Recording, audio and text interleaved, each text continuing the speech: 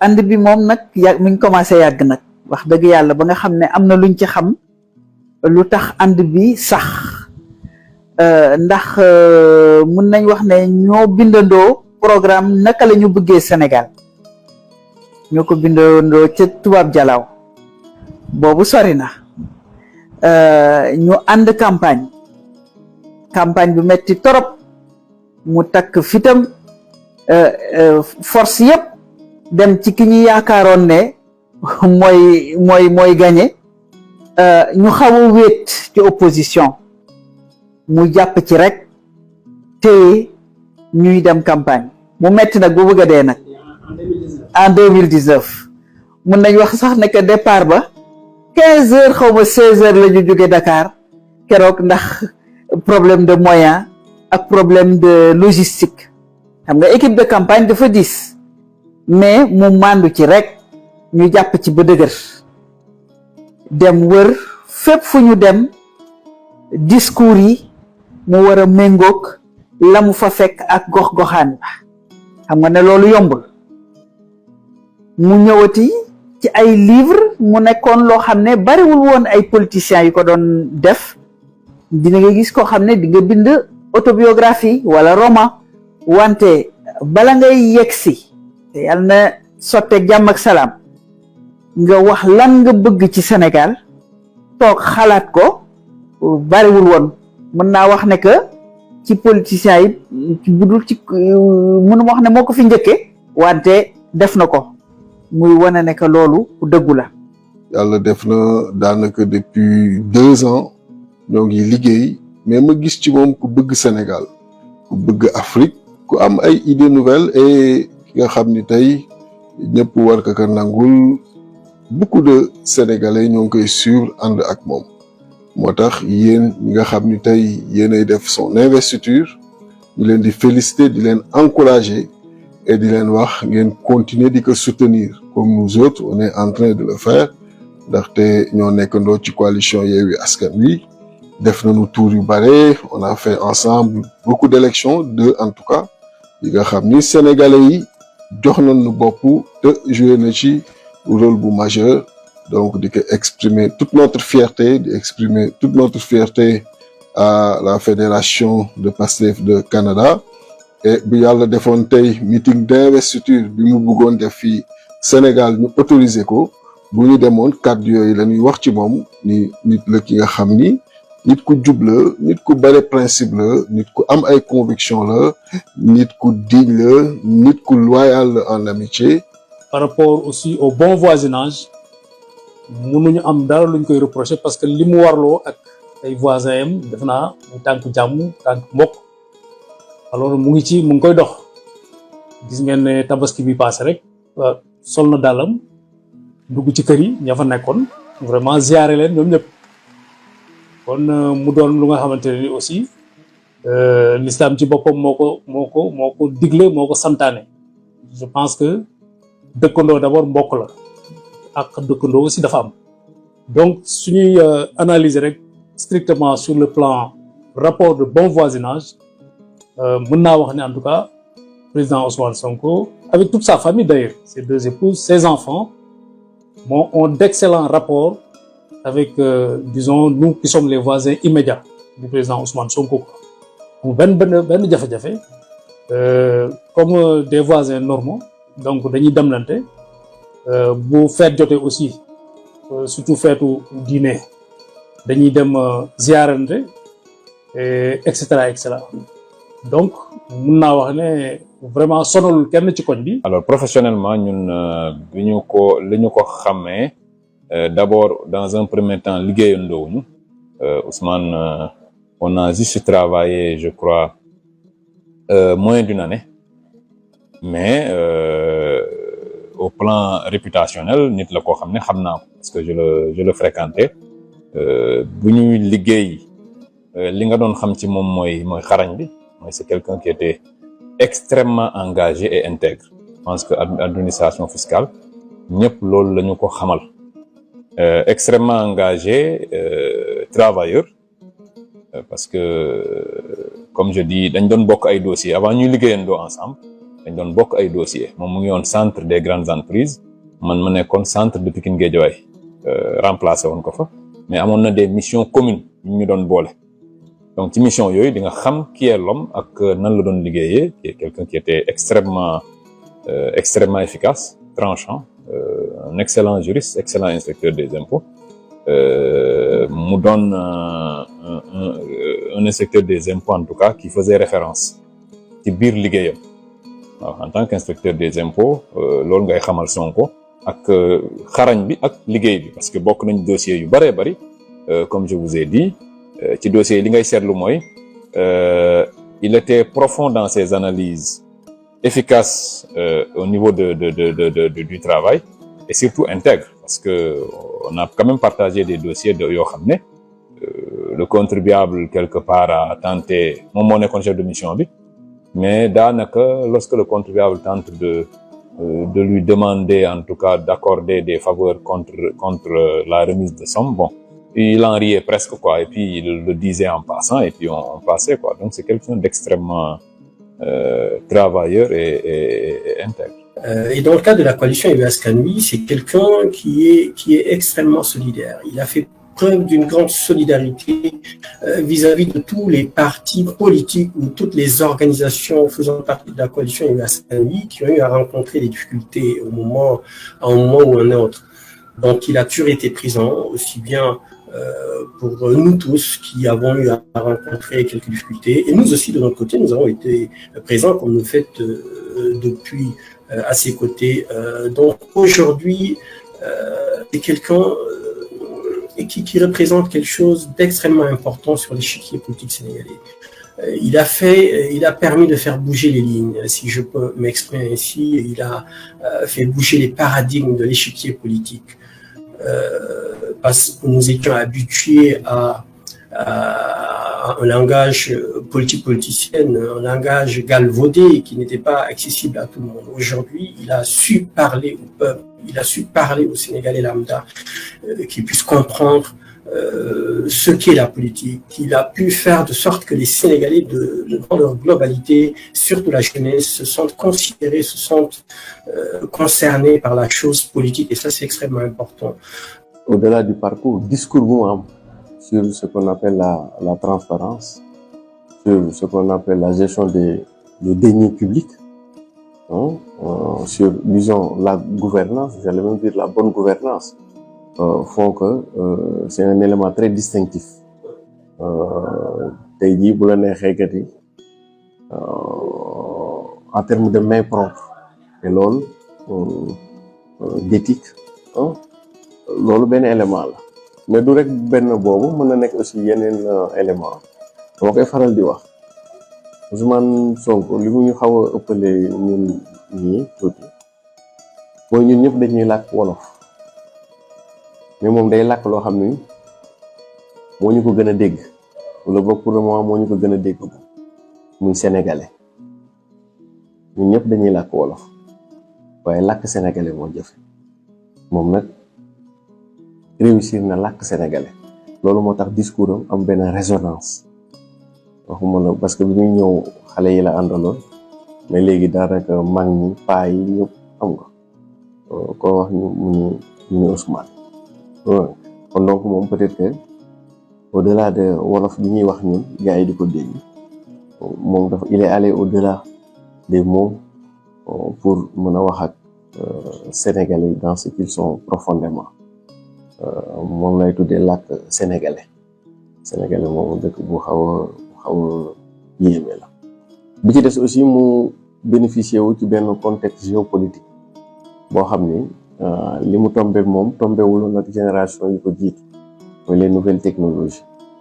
yoo xam ni ça a réduit les distances ça a réduit les espaces même la notion du temps mu bénéficier aussi beneen aspect boo xam ni ce qu'on appelle la transition démographique jamais dans notre histoire dans notre trajectoire xale yi nga xam ne amaguñu 30 ans ñoo ëpp ñi am 30 ans jëm kaw boo xool Sénégal âge médian 20 ans 19 ans 20 ans la c'est-à-dire quoi ñi am entre 19 ans 20 ans population ñoo ëpp fuuf ñi am au-delà xam nga loolu loolu aussi dafa nekk benn facteur ñooñu seen monde moom la ñu tuddee les digital natives ñoom c'est fi ñu gën a orienté mooy réseaux sociaux internet et cetera et puis ñoom lu ñu gisee àdduna boo xam ne c'est pas forcément ñu judd woon ci siècle bële noonu la ñu gisee àdduna d'abord sax au-delà de àdduna ñoom seen bopp le rapport à soi le rapport à nous et le rapport aux autres li ñu am c'est diamétralement opposé parce que dañu nekk ci monde bu bees dañu jógee ci monde boo xam ni disons soit il fallait voir rouge ou bien il fallait voir bleu c'est-à-dire il fallait être de l'est ou il fallait être de l'ouest. Il faudrait que benn jour aussi il y ait un arrêt que nu mu tudd mu am génération yu bees yu ñëw mais changer la façon de faire la chose politique au Sénégal et en Afrique d'une manière générale parce que tey retard bi ñu am yëpp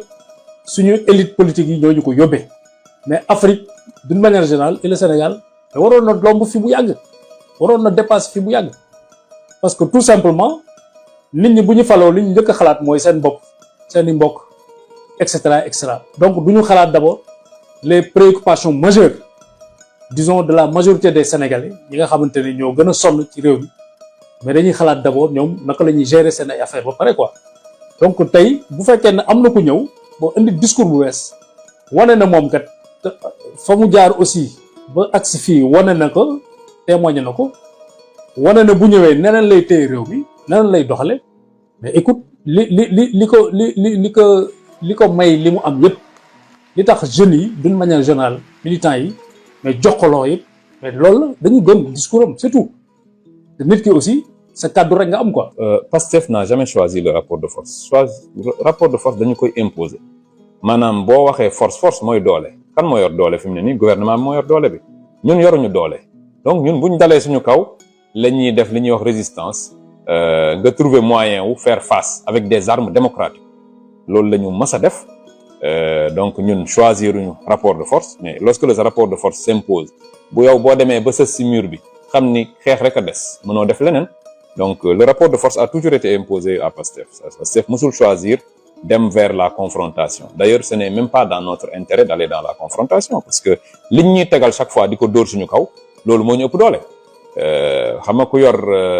police yor gendarmerie di ko dóor sa kaw à chaque fois yow amoo intérêt di nekk dans yow doo indi ay li ñuy def rek ñun mooy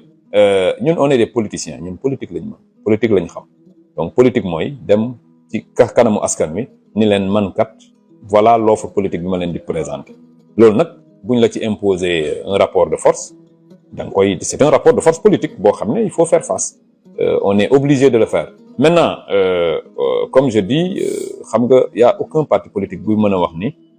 ñun dañuy xeex jusqu'au bout wala dañuy dialoguer jusqu'au bout wala dañuy négocier jusqu'au bout non nous ne sommes fermés à aucune option comme ni ko Sonko waxee lépp loo xam ne nu mu tati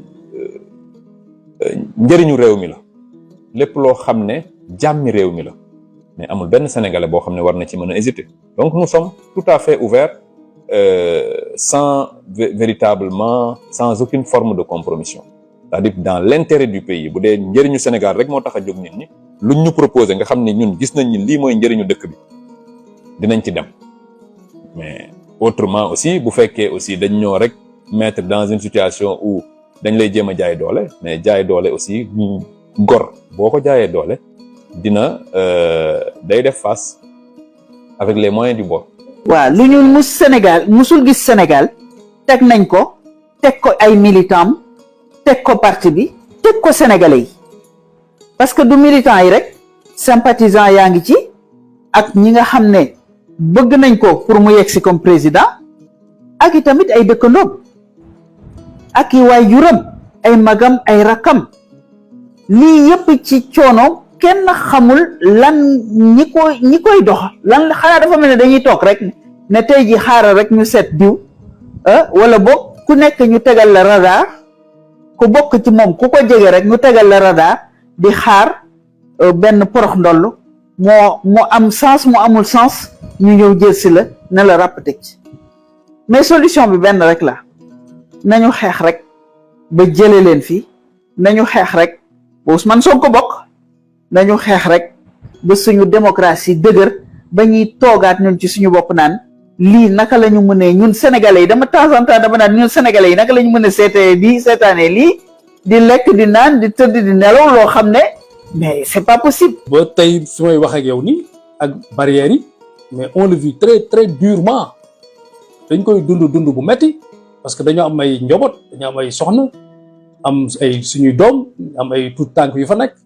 léeg-léeg aussi say waajur ñëw fa say kilifa ñëw fa wala say kilifa yi say mbokk ñëw fa ñuy ay mag yu wéradi mais écoute situation yi ñu jot a dund ñun en tout cas ba fi may wax ak yow nii mais metti na ba jéggi dayo alors donc en 2021 déjà mars 2021 mais man suma kër champ de bataille la woon parce que le mur bi déjà mur de clôture bi c'était accessible dafa gàtt